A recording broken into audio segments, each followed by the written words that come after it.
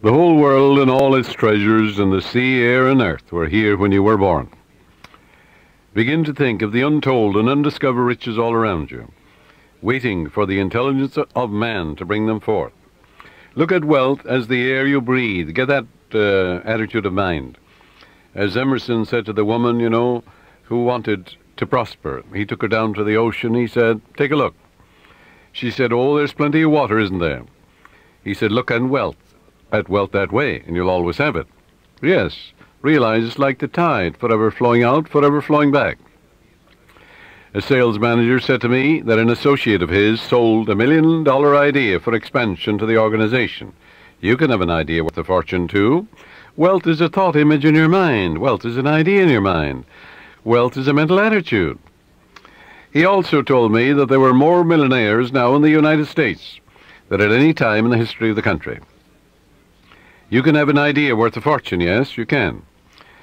Moreover, you are here to release the imprisoned splendor within you and surround yourself with luxury, beauty, and the riches of life.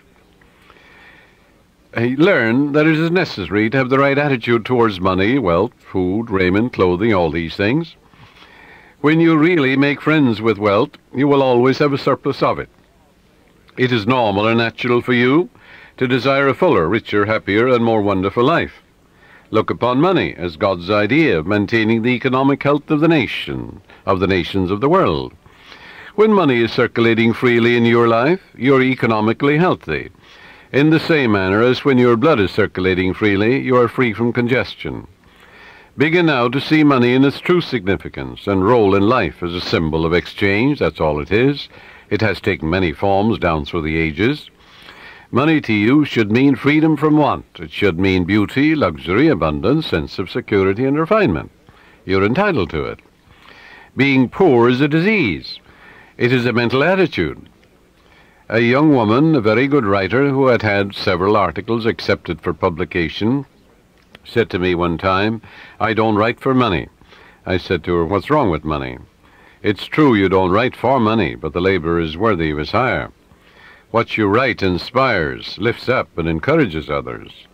When you adopt the right attitude, financial compensation will automatically come to you freely and copiously." She actually disliked money. Once she referred to money as filthy lucre. Going back, I suppose, the early days where she heard mother or somebody say money is evil, or the love of money is the root of all evil, and all these things without any understanding at all. It's a rank superstition to say money is evil or a filthy lucre. This woman had a subconscious pattern that there was some virtue in poverty. There isn't. It's a sickness, a disease. I explained to her that there was no evil in the universe, and that good and evil were in the thoughts and motivations of men. All evil comes from misinterpretations of life and misuse of the laws of mind. In other words, the only evil is ignorance, and the only consequence is suffering. It would be foolish to pronounce uranium, silver, lead, copper, iron, cobalt, nickel, calcium, or a dollar bill evil. How absurd, grotesque, and stupid that is. The only difference between one metal and another is the number and rate of motions of electrons revolving around a central nucleus. A piece of paper such as a $100 bill is innocuous, and the only difference between it and a copper or lead is that the atoms and molecules, with their electrons and protons, are arranged differently for the physical evidences of money. Here's a simple technique she practiced which multiplied wealth in her experience. My writings go forth to bless, heal, inspire, elevate, and dignify the minds and hearts of men and women. And I am divinely compensated in a wonderful way. I look upon money as divine substance, for everything is made from the one spirit. I know matter and spirit are one. Money is constantly circulating in my life, and I use it wisely and constructively. Money flows to me freely, joyously, and endlessly. Money is an idea in the mind of God. It is good and very good. That's a wonderful prayer. It eradicates that superstitious nonsense about money being evil and things of that nature, or there's some virtue in poverty, or the Lord loves the poor. All of that is rank superstition. It is frightful ignorance, that's all it is. This young lady's changed attitude towards money has worked wonders in her life. It'll work wonders in your life, too. And she has completely eradicated that strange, superstitious belief that money was filthy lucre. She realized that her silent condemnation of money caused money to fly from her instead of to her. Her income has tripled in 3 months, which was just the beginning of her financial prosperity. Some years ago, I talked with a clergyman who had a very good following. He had an excellent knowledge of the laws of mind and was able to impart this knowledge to others. But he could never make ends meet. He had what he thought was a good alibi for his plight by quoting from Timothy, "For the love of money is the root of all evil." That's in the book of Timothy, in the 6th chapter, 10th verse. Forgetting what followed in the 17th verse of the same chapter. In other words, taking it out of context, when Paul charges the people to place their trust or faith in the living God, who giveth us richly all things to enjoy. That's also in the book of Timothy. Love in biblical language is to give your allegiance, loyalty, and faith to the source of all things, which is God or the living Spirit or the life principle in you. You are not, therefore, to give your allegiance, loyalty, and trust to created, but to the Creator, the eternal source of everything in the universe, the source of your own breath, source of your life, the source of the hair in your head, the source of your heartbeat, the source of the sun and the moon and the stars, the source of the world and the earth you walk on. If a man says, "All I want is money, nothing else," that's my God, and nothing but money matters. He can get it, of course, but he's here to lead a balanced life. Man must also claim peace, harmony, beauty, guidance, love, joy, wholeness in all phases of his life. How can he live without courage, faith, love, goodwill, joy in this world today? Nothing wrong with money, not a thing in the world, but that's not the sole aim in life. To make money the sole aim in life would constitute an error, a wrong choice. There wouldn't be anything evil in it, but you'd be imbalanced and lopsided. You must express your hidden talents. You must find your true place in life. You must experience the joy of contributing to the growth, happiness, and success of others. We're all here to give. And give of your talents to the world. God gave you everything. God gave you himself. You have a tremendous debt to pay, because you owe everything you have to the infinite. Therefore, you're here to give life and love and truth to your ideals, to your dreams, your aspirations. You're here to row the boat and put your hand to the wheel and contribute to the success and happiness not only of your children, but of the whole world.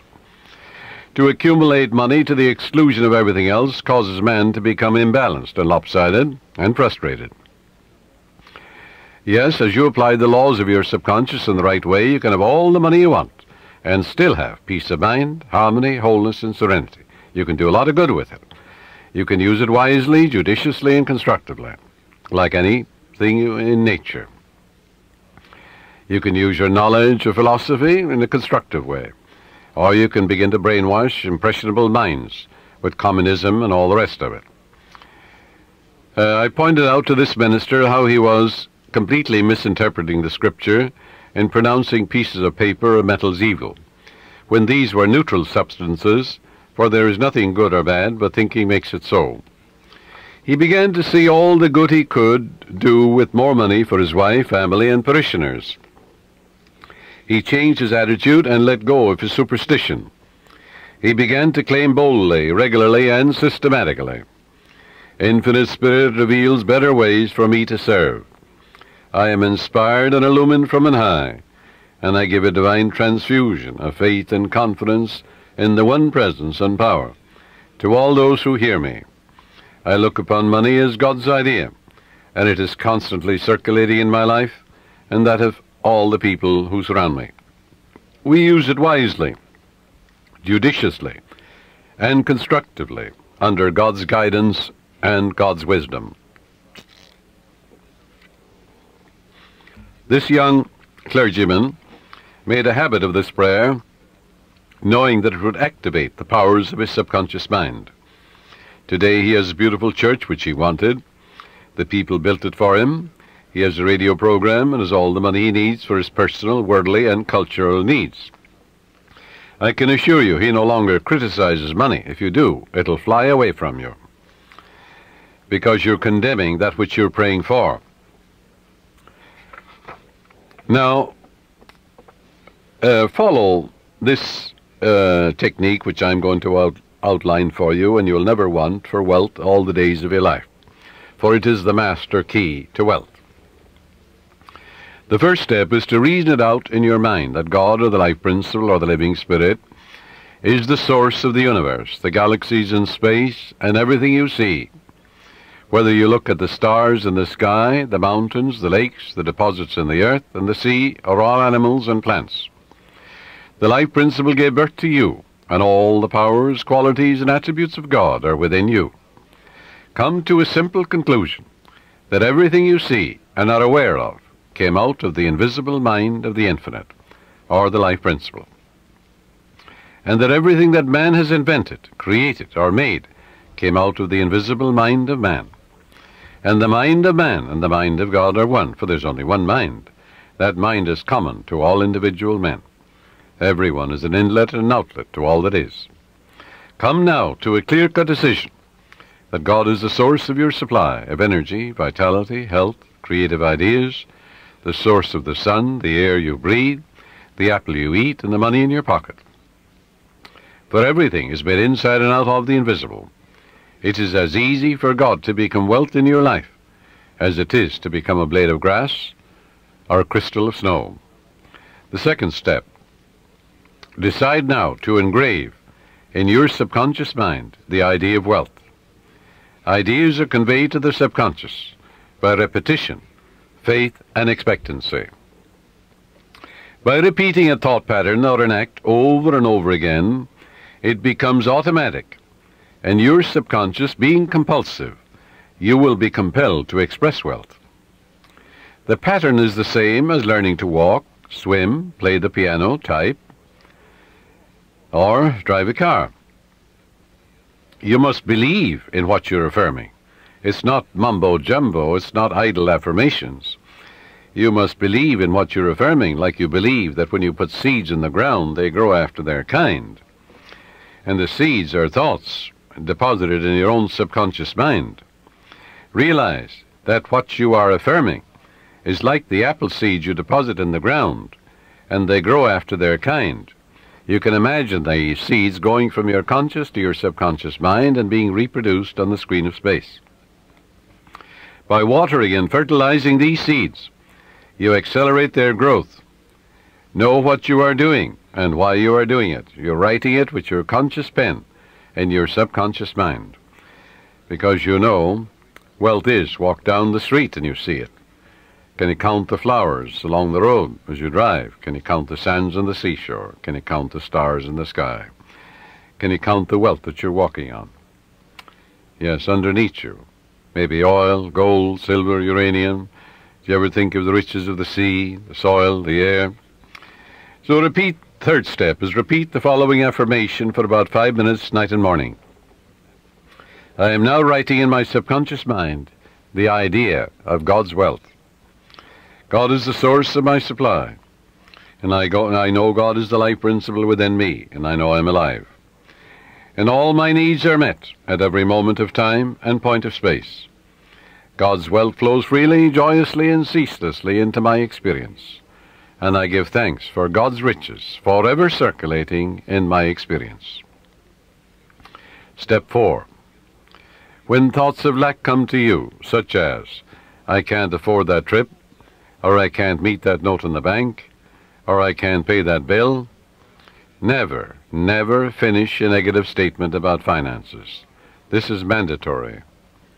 Reverse it immediately in your mind by affirming, God is my instant and everlasting supply, and that bill is paid in divine order. If a negative thought comes to you 50 times in 1 hour, reverse it each time by thinking and affirming, God is my instant supply, meeting that need right now. After a while, the thought of financial lack will lose all momentum, and you will find your subconscious is being conditioned to wealth. If you look at a new car, for example, never say, I can't buy that or I can't afford it. Your subconscious takes you literally, and blocks all your good. On the contrary, say to yourself, that car is for sale. It is a divine idea, and I accept it in divine order through divine love. This is the master key to wealth. It's impossible for any sincere person to practice this technique and not have all the wealth he or she needs all the days of your life. So follow it, and you're setting the law of opulence in operation. It will work for you as well as for anybody else. The law of mind is no respecter of persons. Your thoughts make you wealthy or poor. Choose the riches of life, right here and right now. A sales manager sent me one of his men for counseling. This salesman was a brilliant college graduate. He knew his products very well. He was in a lucrative territory, but was making only $5,000 annually in commissions. The sales manager felt he should double or at least triple it. In talking to the young man, I found he was down on himself. He had developed a subconscious pattern or self-image of $5,000 a year. In other words, that's all I'm worth. He said that he had been born in a poverty-stricken home and that his parents had told him that he was destined to be poor. His stepfather had always told him, "You'll never amount to anything. You're dumb, you're stupid." These thoughts were accepted by his impressionable mind, and he was experiencing his subconscious belief in lack and limitation. I explained to him that he could change his subconscious mind by feeding it with life-giving patterns. Accordingly, I gave him a mental and spiritual formula to follow, which would transform his life. I explained to him that he should under no circumstances deny what he affirmed, because his subconscious mind accepted what he really believed. Your subconscious mind accepts your convictions, what you really believe. So believe in God's wealth and God's riches, which are all around you, by the way. He affirmed every morning before going to work, "I'm born to succeed. I'm born to win. The infinite within me can't fail. Divine law and order govern my life. Divine peace fills my soul. Divine love saturates my mind. Infinite intelligence guides me in all ways. God's riches flow to me freely, joyously, endlessly, ceaselessly. I am advancing, moving forward, and growing mentally, spiritually, financially, and in all other ways. I know these truths are sinking into my subconscious mind, and I know and I believe they will grow after their kind." A year later, when I met this young man again, I discovered that he had been transformed.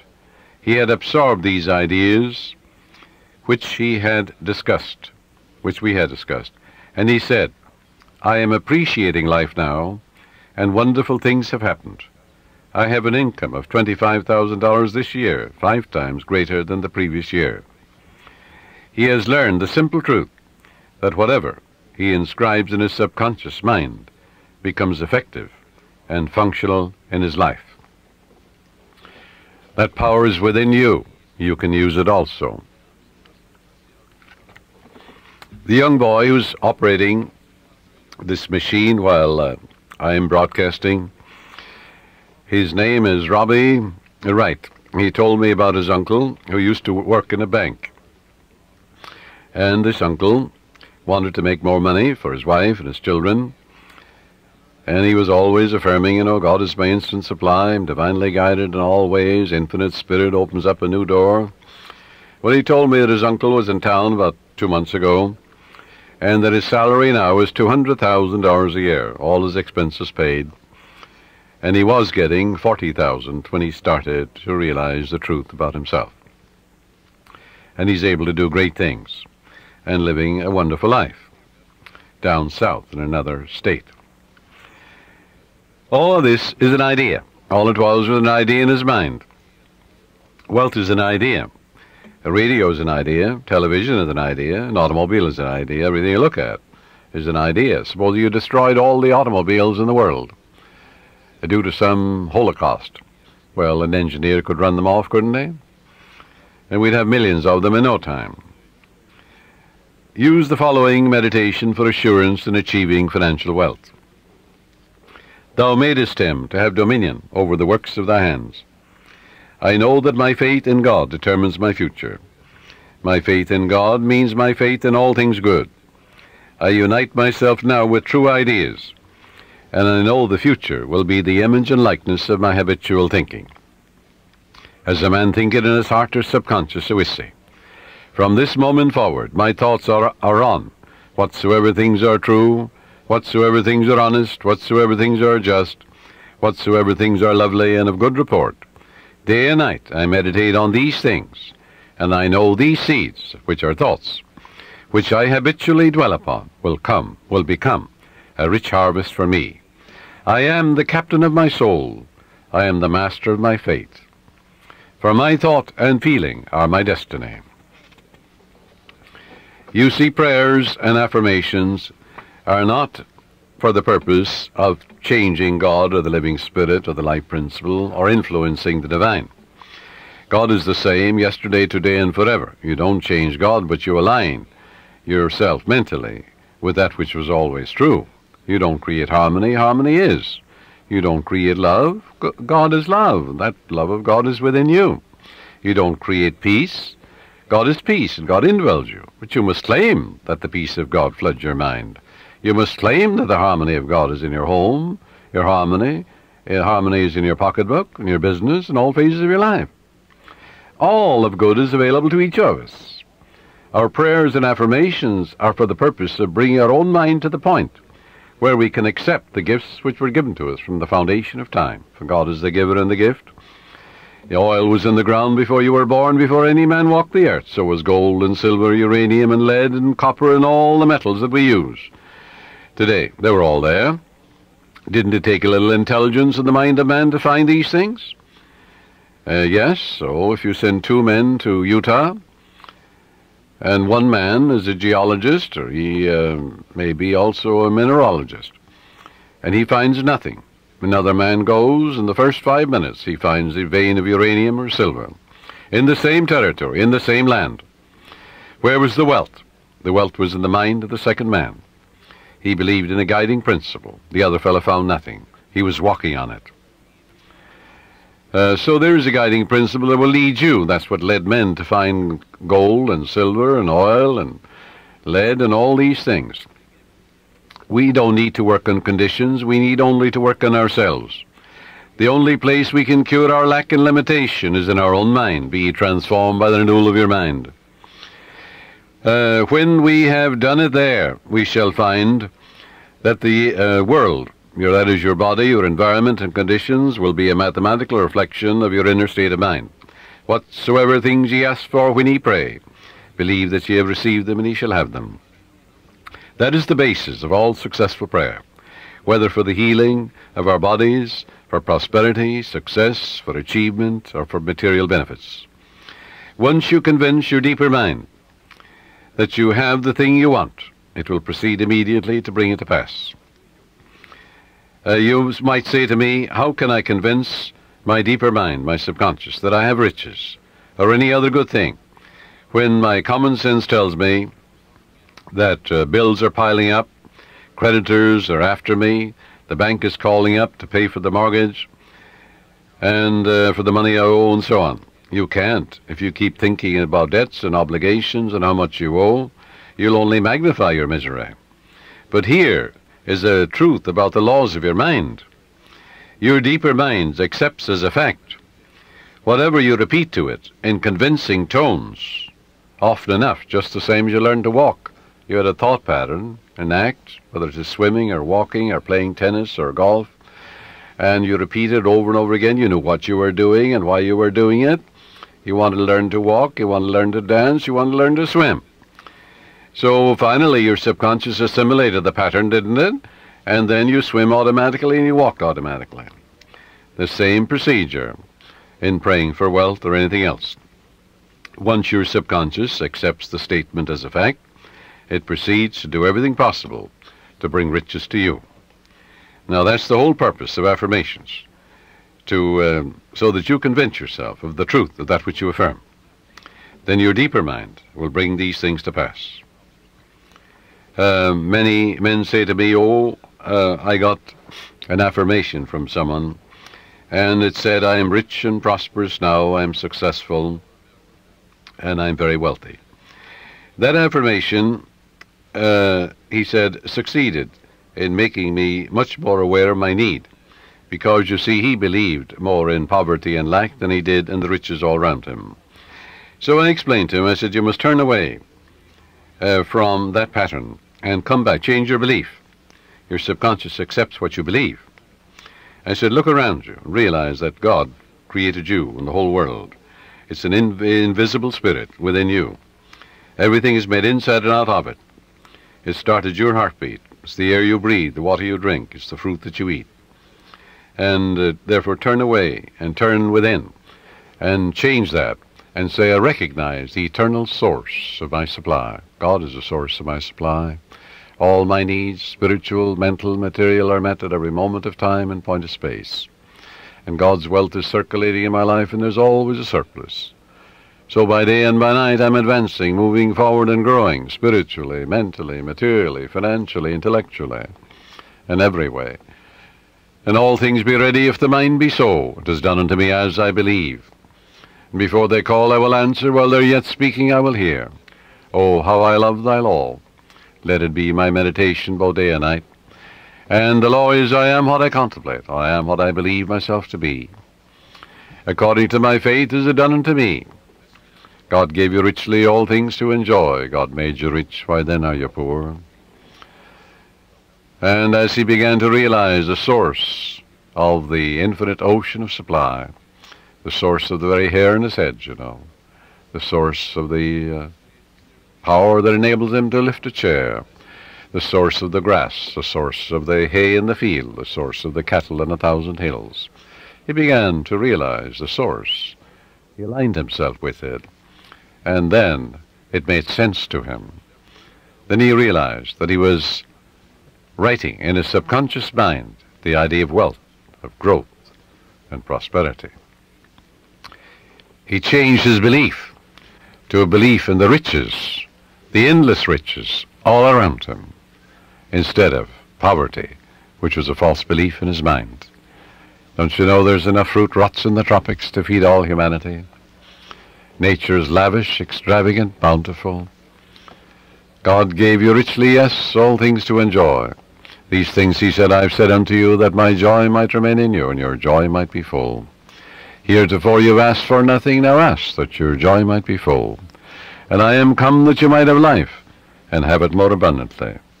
Heretofore you've asked for nothing, now ask, that your joy might be full. But to ask, you see, in the Bible is to claim. And as Paul says, you claim it boldly, but you know what you're doing, and why you're doing it. So if you have a lot of debts and obligations, a lot of bills to pay, don't worry about them. Turn to the source, which is endless. Remember the farmer, what he says to you. He says, well, I don't worry about the weeds. The grain is growing, and it will kill all the weeds. That's what the farmer tells you. Likewise, as you focus on your good, on guidance and right action, and the eternal source of your supply, whether it is mental or spiritual or financial you need, there's but one source, not two. And as you turn to it and give thanks for that endless supply, then all the weeds will be killed. Thoughts of lack and limitation will die in you, and God will multiply your good exceedingly.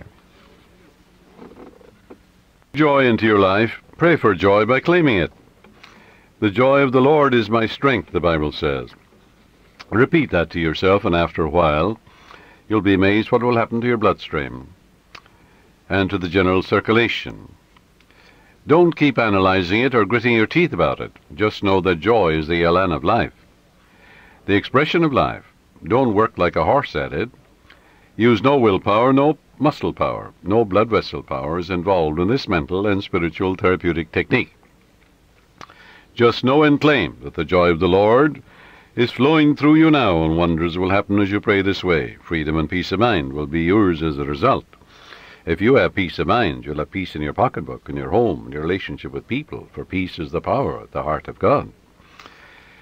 And there is a river, the streams whereof make glad the city of my God. The city of God is your mind, the people who dwell there. Well, you know very well who dwells there. Your thoughts, ideas, images, beliefs, opinions. Make sure they conform to the divine standard. A woman said to me, I was blocked financially. I had reached the point where I had not enough money for food for the children. All I had, she said, was $5. I held it in my hand and said, God will multiply this exceedingly according to his riches and glory. And I am now filled with the riches of the infinite. All my needs are instantaneously met now on all the days of my life. All right, she believed that. It wasn't idle words. You don't gain the ear of God by vain repetitions. No, you must know what you're doing and why you're doing it. You must know that your conscious mind is a pen and you're writing something, engraving something in your subconscious mind. And whatever you impress your subconscious mind with will be expressed on the screen of space. It'll come forth as form, function, experience, and events, good or bad. So make sure you plant that which is lovely and of good report. She said, I affirmed that all my needs are instantaneously met now in all the days of my life for about a half an hour, and a great sense of peace came over me. I spent the $5 freely for food. The owner of the market asked me if I wanted to work there as a cashier, since the present one had just gotten married and left. I accepted it, and shortly afterwards I married the owner, my boss, and we have experienced and are experiencing all the riches of life. This woman looked to the source. She didn't know how her prayer would be answered, because you never know the workings of the subconscious. She believed in her heart in the blessings of the infinite. Follow. To believe is to live in the state of being it. It also means to be alive to the eternal truths. Her good was magnified and multiplied exceedingly, because the subconscious always magnifies what you give attention to.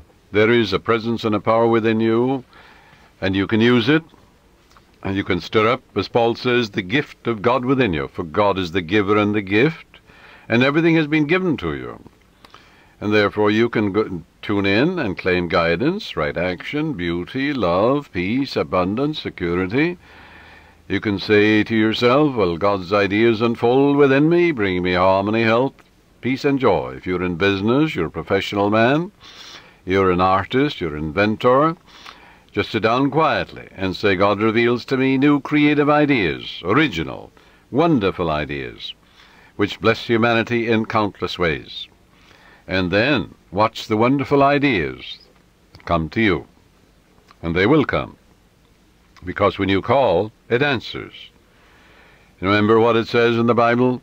Call upon me, I'll answer you. I'll be with you in trouble. I'll set you on high, because you have known my name. And then the name means the nature. Well, the nature of infinite intelligence is responsiveness. Call, the response comes. Constantly affirm, feel and believe that God multiplies your good exceedingly, and you will be enriched every moment of the day, spiritually, mentally, intellectually, financially, and socially, for there's no end to the glory of man for his daily living.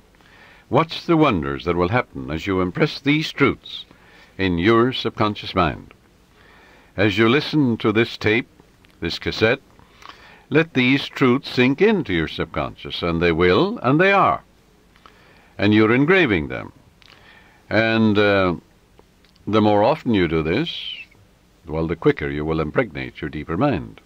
You'll experience a glorious future in a financial way, in every way, too. Watch your thoughts. Never talk about economic lack and limitation. Never talk about being poor or in want. It is very foolish to talk to your neighbors or relatives about hard times, financial problems, and like matters. Count your blessings. Begin to think prosperous thoughts.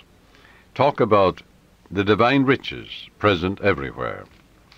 Realize that the feeling of wealth produces wealth.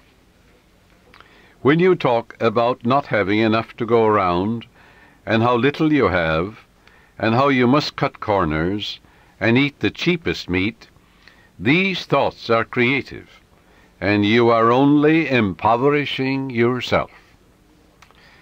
Use the money you now have freely. Release it with joy, and realize that God's wealth flows to you in avalanches of abundance. Look up to the source. As you turn to the divine presence within you, the response will come.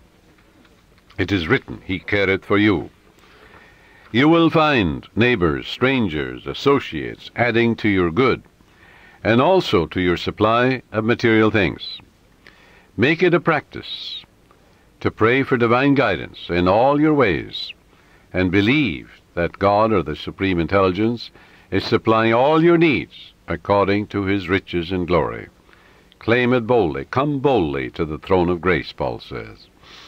And grace, when it's removed from its mystique, is simply the mathematical, orderly reflection of your habitual thinking and imagery.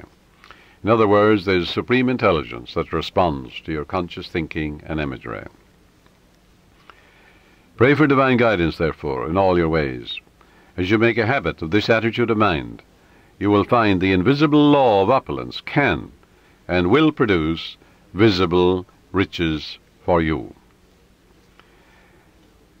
Recently, a doctor told me that her constant prayer was as follows: I live in the joyous expectancy of the best, and invariably the best comes to me. My favorite Bible verse, she said, with which I saturate my mind is, He giveth to all life and breath and all things. That's from the book of Acts, 17th chapter, 25th verse.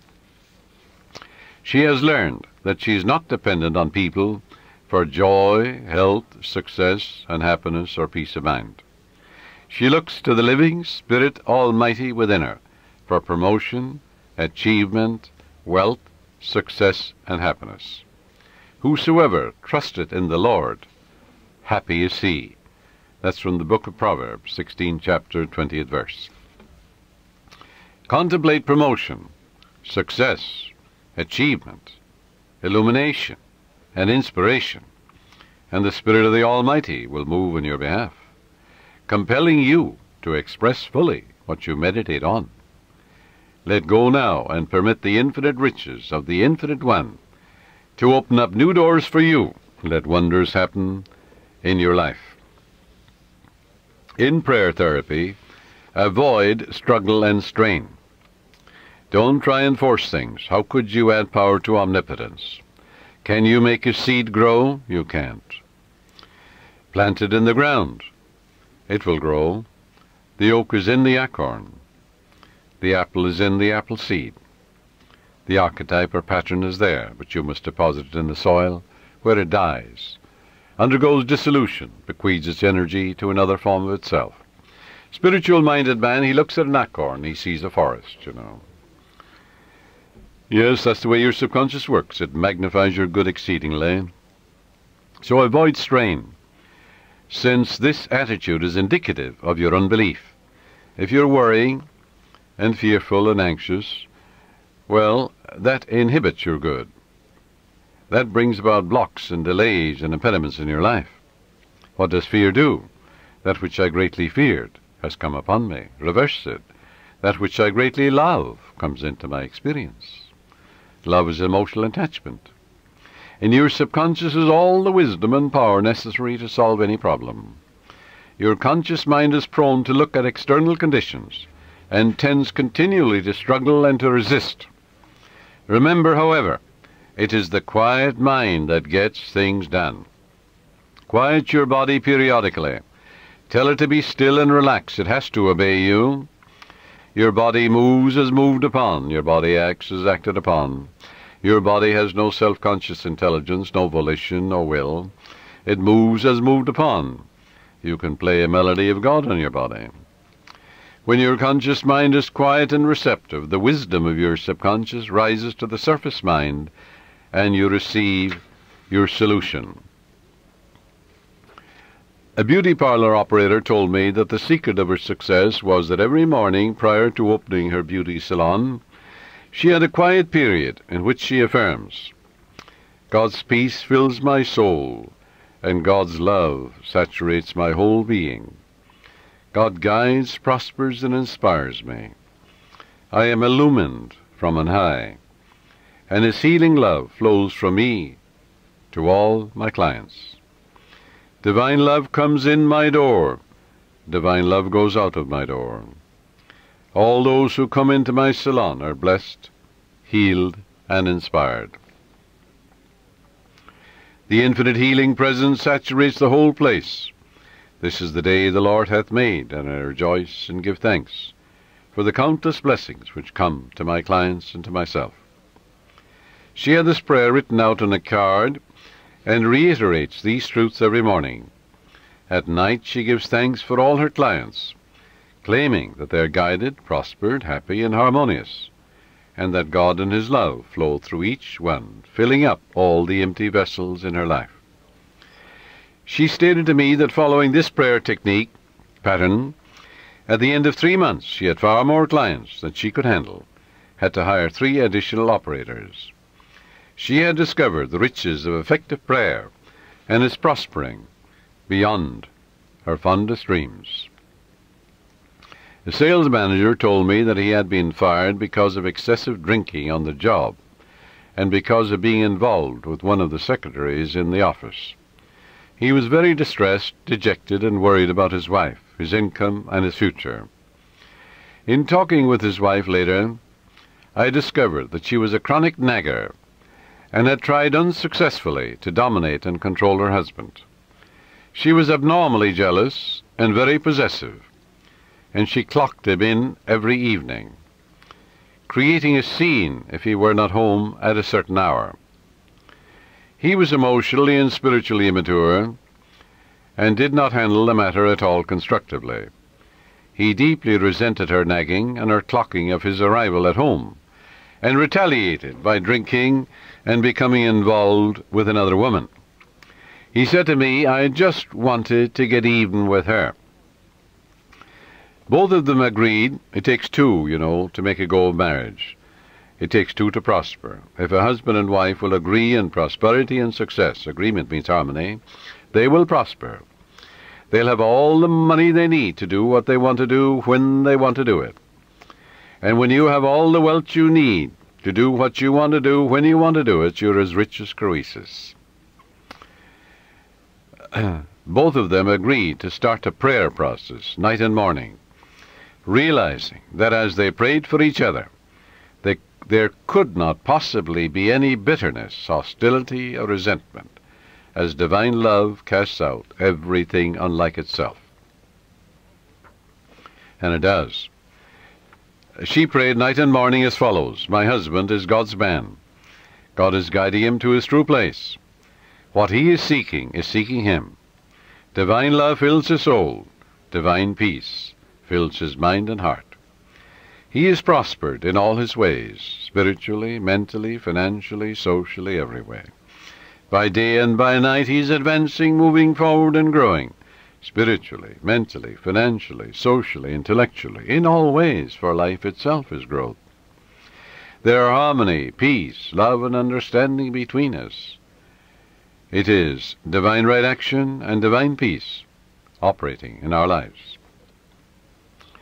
And he prayed for his wife night and morning as follows: "My wife is God's child. She is the daughter of the infinite, a child of eternity. Divine love fills her soul, and it is written, He careth for her. Divine love, peace, harmony, and joy flow through her at all times.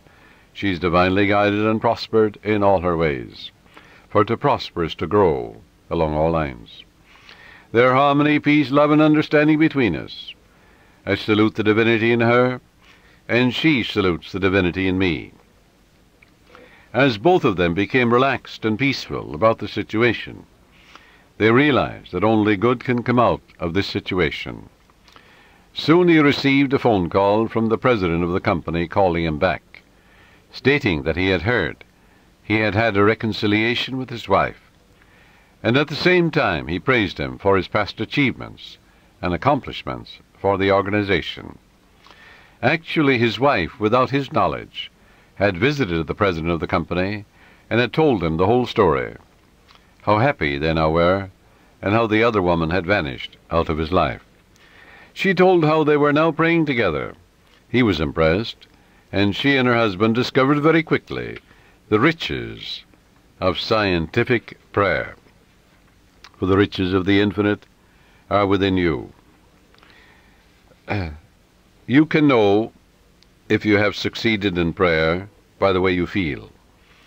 If you remain worried or anxious, if you're wondering how, when, and where, or through what source, your answer will come, you are meddling. This indicates you do not really trust the wisdom of your subconscious. Avoid nagging yourself all day long, or even from time to time. When you think of your desire, lightness of touch is important. Remind yourself that infinite intelligence has taken care of it, in divine order, far better than you can by tenseness of your conscious mind.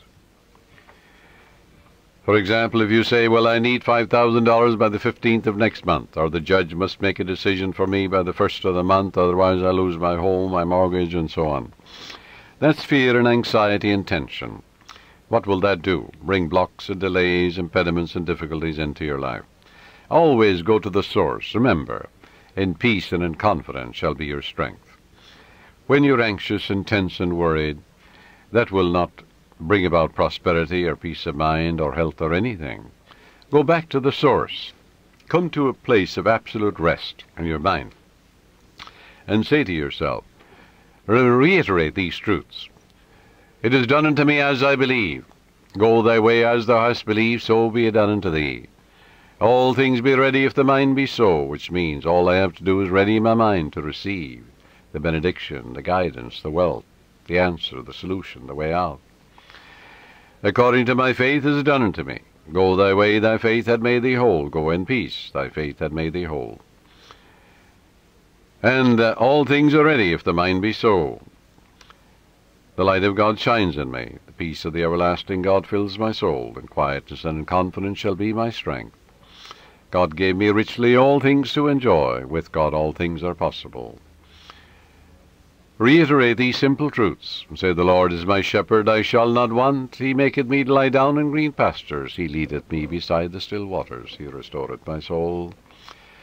When I call upon him and he answers me, he'll be with me in trouble. He'll set me on high, because he hath known my name.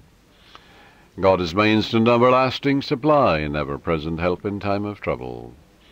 Reiterate these truths. Read a psalm like the 23rd and 91st Psalm, and go over these psalms quietly, peacefully, and lovingly. You'll get to a point of rest and peace in your mind.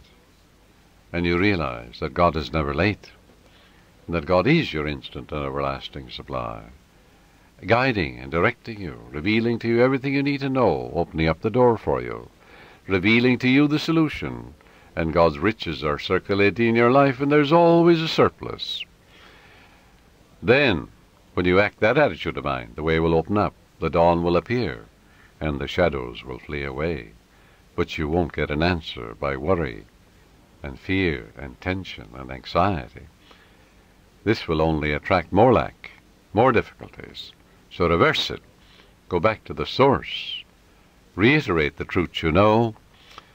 Dwell upon the truths of God, such as God is absolute peace, absolute harmony, boundless wisdom, infinite intelligence, the ever-living one, the all-wise one, the all-knowing one, the self-renewing one, knows all and sees all, the source of all blessings. That will quiet your mind. That will give you peace. And when the mind at peace always gets the answer, for in quietness and in confidence shall be your strength. And God knows only the answer. So learn to let go and relax. Do not give power to the externals or conditions. Give power and allegiance to the infinite presence and power within you. The swimming instructor tells you that you can float on the water, which will support you if you remain quiet, still, and at peace. But if you get nervous, tense, fearful, you will sink.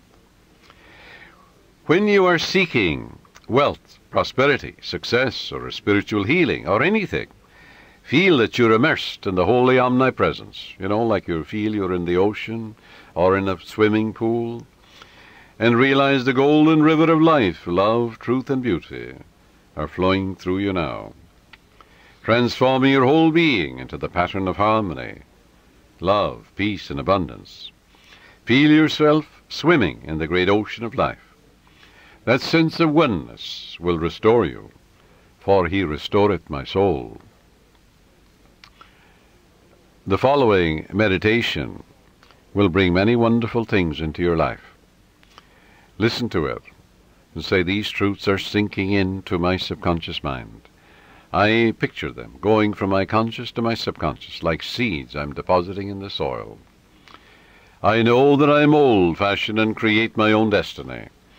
My fate is in the infinite being which created all things, and my faith in God is my fortune.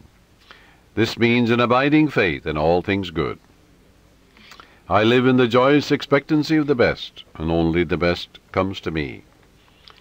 I know the harvest I will reap in the future, because all my thoughts are God's thoughts, and the power of God is with my thoughts of good.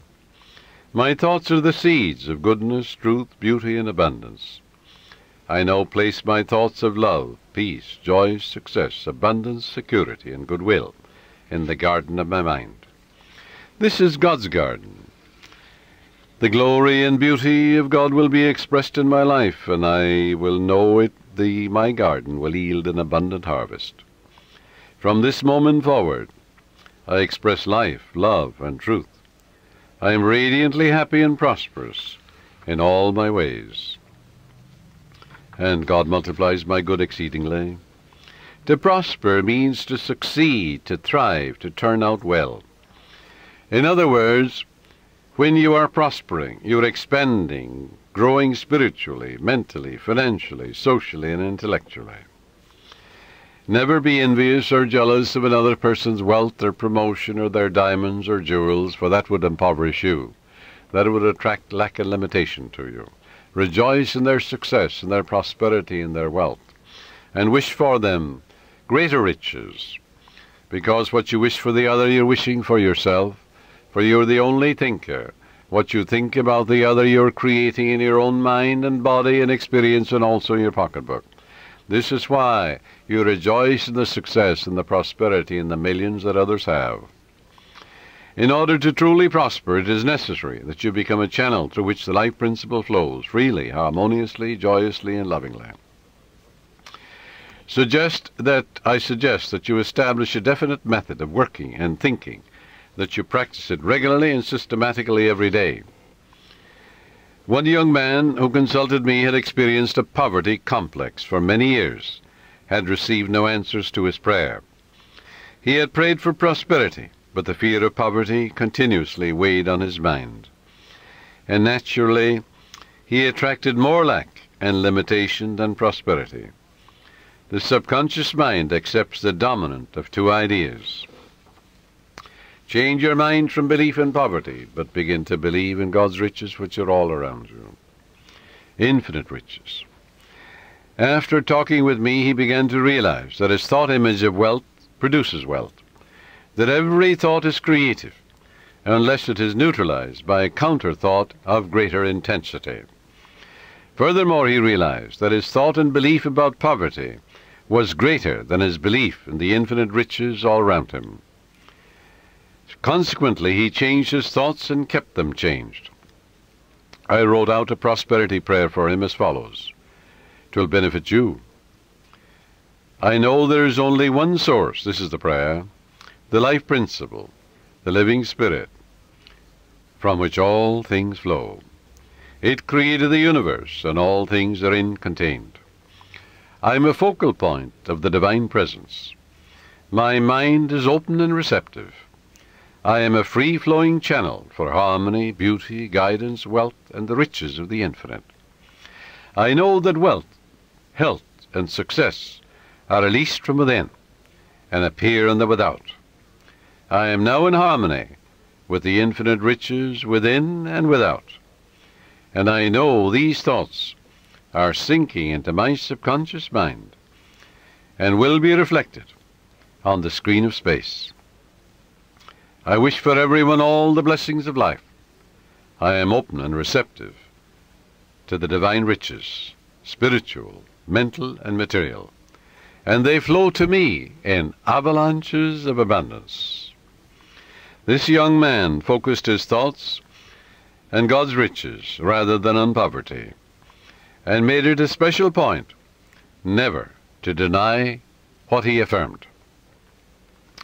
Many people pray, for wealth, and they deny it. An hour later they say, I can't afford this, I can't make ends meet. They're making a mockery of their prayer. They're like the man that gets into a taxi in New York, and he's going to the airport, and on the way he says to the taxi driver, oh, take me back home, I forgot my passport. So he goes back. Then he said on the way again, oh, I better go to my club, I forgot my wallet. So the taxi driver takes him to his club. And he says, oh, I forgot some letters at my grandmother's. So off he goes to the grandmother. And he gives a half a dozen directions in a half an hour to the taxi driver. Finally, the taxi driver takes him into the police station because he realizes he's mental. Well, now this is the way millions of people pray, even in the New Thought movement. They give a half a dozen directions to their subconscious mind in a half an hour or an hour. The subconscious is so confused and perplexed, it doesn't know what to do, it doesn't do anything. So it results in plain frustration. Frustration, it comes from frustrare, to deceive, to work for nothing. So you don't put a seed in the ground and then dig it up. Stop contradicting what you've affirmed. And that's the way people pray for prosperity. They're constantly denying what they're affirming. And they're making a mockery of prayer. So this young man focused his thoughts on God's riches rather than poverty, and he stopped saying, I can't afford, or I can't buy that piano, or I can't buy that car. He never used the word can't. Can't is the only devil in the universe. Your subconscious takes you literally and blocks all your good. Now, in a month's time, his whole life was transformed. He affirmed the above truths, which I just mentioned, morning and evening, for about 10 minutes, slowly and quietly, engraving them in his mind, knowing what he was doing, believing what he was doing, knowing that he was actually writing down these truths in his subconscious mind, causing the latter to be activated and to release its hidden treasures. For the gold mine is in your subconscious, the diamond mine is there. It's the source of all the riches of heaven.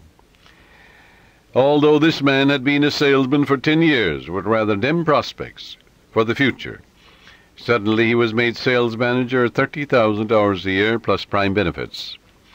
Your subconscious has ways that you know not of. It's impossible to impregnate your subconscious mind with the idea of wealth and be poor. It's impossible to impregnate your subconscious with the idea of success. Good heavens, you are born to win, to succeed. The infinite can fail. You're born to triumph. Son, thou art ever with me, and all that I hath is thine. Let your prayer be, by day and by night I'm advancing, moving forward and growing. God gave me richly all things to enjoy.